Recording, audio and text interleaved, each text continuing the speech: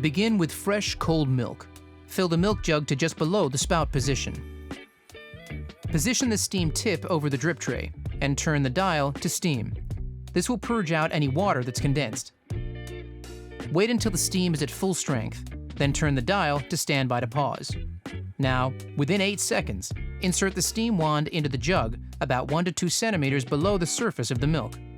Move the dial to the steam position and keep the tip of the steam wand just under the surface of the milk until the milk is spinning clockwise, producing a whirlpool effect. With the milk spinning, slowly lower the jug. This will bring the steam tip to the surface of the milk and start to introduce air into the milk.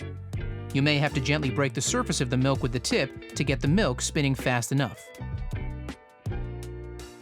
Keep the tip at or slightly below the surface while continuing to maintain the whirlpool. Texture the milk until sufficient volume is obtained.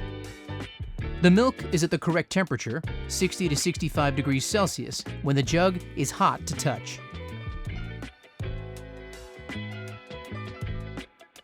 Once the desired temperature is reached, move the steam dial to the vertical position before taking the wand out of the milk.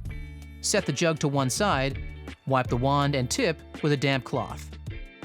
Position the steam tip above the drip tray and turn the steam dial to the steam position. This will clean and purge any remaining milk from the steam wand. Tap the jug on the bench to collapse any bubbles. Now, you are ready to create latte art.